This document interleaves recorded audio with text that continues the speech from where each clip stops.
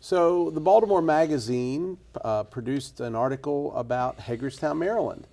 Unfortunately, I don't think any of us that want to see the Hagerstown area improve like the contents of the article. It was They sort of painted, like, hey, somebody's worse than us. Yeah, basically, that's about true. Yeah, gee. Tom, what were your thoughts? Well, I thought it was a bit overdrawn.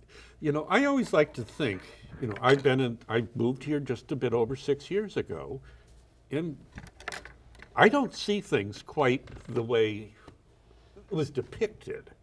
You know, I've been around all up and down the East Coast, all over, you know, and Hagerstown isn't the worst place in the world. We have some major issues, yes.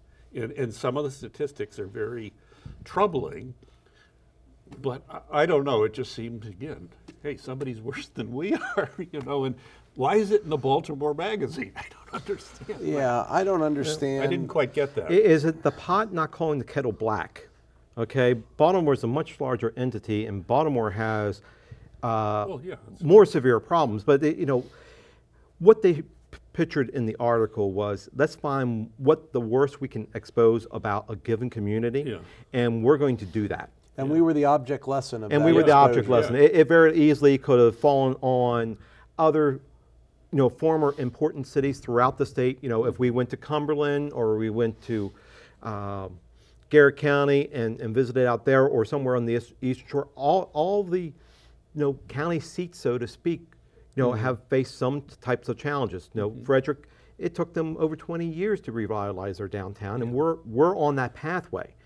So, you know, what they showed there, yeah, it pictures us in a very negative light, and I understand that community members don't want to have methadone clinics in their backyard, but our problem is that in our community we have a drug problem, and it's not, you know, we're trying to address it, but it's not an easy problem to address unless we join together as a community and do it beyond what the government does, but as a community we start to work together. We're not going to solve that drug problem.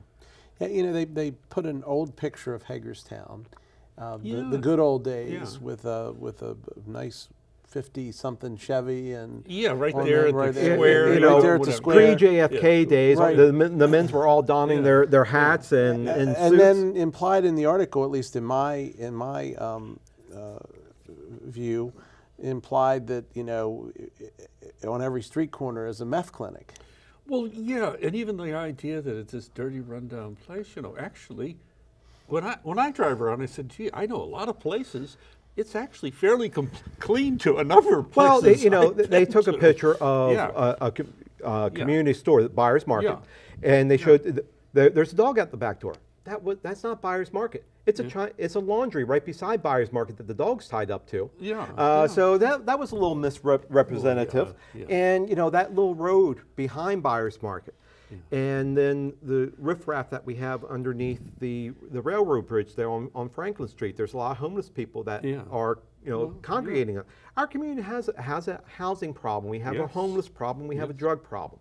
But I think that not just our leaders, but I think the elected leaders in our community, but I think the leaders in our community, the business people, and our social groups within our community have a desire, and they want to band together and try to find some way to address what we have. And a lot of these issues are not due to Hagerstown itself.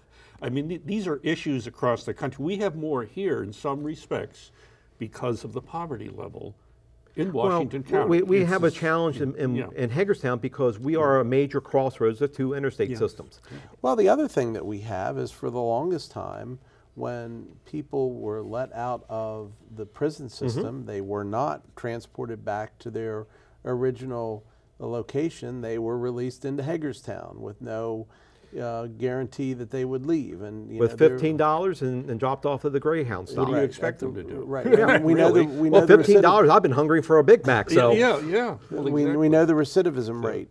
We also know that, with all due respect, you know, in some ways, some of the programs that we've put in place to help people in this, in my view at least, have attracted people from outside of our community that are homeless. You know, bring me, you're tired, you're poor, you're homeless. You're strung out. Right, exactly. And, you know, it's an unfortunate situation. You know, private enterprises have introduced methadone clinics into our community. Well, it's not just that. But I mean, that enables, part of the situation. We already have a problem, and now more of the problem is focusing around our city center, where those opportunities to them exist. But would you agree, and I'm not arguing we don't have a problem, and our city councilwoman, Emily Keller, bless her efforts for bringing this more to the forefront, because as you suggested, or maybe it was you, Tom, I don't see this as much. I see the people, the homeless folks out under, and I won't call them riffraff because I don't know what their story is, but I see them out there, and that's a sad situation, and it's not good. Everyone has a story. There's some reason that they ended up on the road. So my point is this. I mean, I think we're trying to deal with this. I think the Sheriff's Department's trying to deal with it. I think the city police are trying to deal with it. I think Emily has been a great spokesperson from a city council perspective. So, it takes time. This is not something that's going to happen in a day. Yeah. And I do believe there's been progress. Yeah. And I might be wrong, and statistics may prove me wrong, but at least from my little corner of the world, I think we've made some progress. Yeah. And considering a lot of these problems are visited upon us here, just the fact, well, even part of Emily's initiative, joining the suit against like Purdue Farm and a whole bunch of other ones. They should be paying, I mean, it's come out recently, they knew the problems, just like with tobacco and all of that, they knew, and they still went ahead for the sake of profit.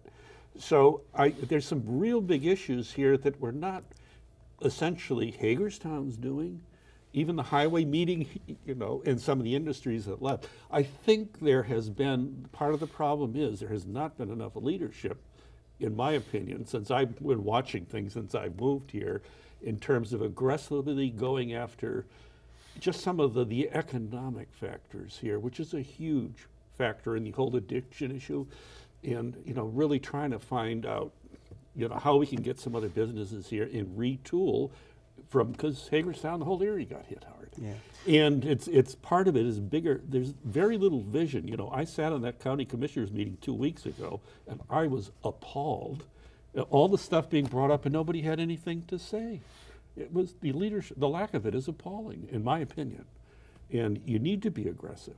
And a lot of this is you're defending yourself from things that aren't just your own doing. Some of the challenges that we also have in Washington County is even if we had people who were aggressive, and I like to think that some of our leadership down in Annapolis from Washington County are aggressive in trying to improve our community.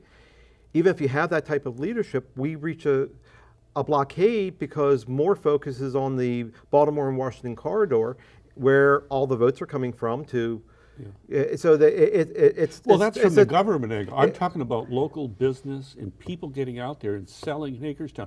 I am amazed. I work at the Washington Monument, State Park, and people come through here from all over the country. They love it. I mean, they have a very different view than what I saw in that article. Well, very different view. In regards to the business people, that's not everyone. I mean, I think you see certain business people, and I think you see some very important business people.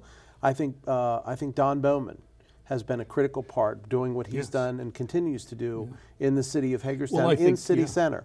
I think that John Barr and that investment group that he put together, that somebody put together, has the potential to be. I think this Maryland Theater project is going to be huge. I think that Rich Daughtridge, maybe to somewhat a lesser degree at this point, and I know Rich has announced that he's kind of moving out of the city, but he's done a lot for the city and continues to. Well, I think they do, but they needs leadership, even whether it's the county or the city, in terms of financial economic planning. Well, that gets driven by something more. We need a pathway to success that's endorsed by our business community. Right. Okay. We need to have people who are challenged to get a regular job because they might have a criminal background or other history in their background. We need to have entry-level positions that these individuals can get into and offer them the opportunity to grow and build from there. There's so many angles to this that are beyond the control of Hagerstown Well, itself. It'll be interesting to see what happens with this economic development position that just opened up at the county level and what they do with it and how the county and the city coordinate Because in my view, at least, you know, and again, I realize we were in a fairly tough economy for a long period of time. We're not in a tough economy anymore, and the reality is. And we have all these assets here. We do. The airport, I think I was at Phil Reinhard was going to retire, and there's no plans. Nobody's out there really, are they? Yeah. Looking for his This is what I'm talking about. You need people who are going to do this. Its leadership has, from what we can do here. Well, it's at all levels that we have to improve. It starts with our regular community stepping up and saying, listen, I have an idea. And it starts with, well, to a certain extent, but everybody needs to step up in my view. It's not, it can't just be a small subset. You can't, you know, the people that are on Facebook every day talking about how much a piece of garbage Hagerstown is. If they're going to choose to live here, maybe they could choose to change their view, their vision. It's your piece of garbage. And I will disagree that it's a piece of garbage. I think Hagerstown's a wonderful little town. I think we have our problems like every other town. But I'm not ready to say that we're circling the drain. No. But well, somebody was on Facebook with me the other day saying, why isn't people up in arms? Why aren't they doing it? Why don't they organize a march? So I just said, why don't you? Right. That was my answer. Exactly. It's like, only thing you're telling me to do it? look back 30 years ago where the city of Frederick was. Yeah. They had challenges. Let's get on the pathway to success in Washington County and Hagerstown, Maryland. We can overcome them. And I guess they were lucky. They were lucky in a weird sense when they had all those problems that then the funds came in. Right. But they had people working together who did stuff, and they do right now too. I mean, they actually have some good leadership that people are working to. It can happen here. Speaking of leadership, if you listen to our esteemed leader in the last week, you will hear that the indictments against Russia are not appropriate, or maybe they are appropriate, or maybe they're not appropriate. It depends on where he is speaking. We're going to talk about that coming up in 3 minutes. I hope you'll stay around for the Trump-Putin discussion.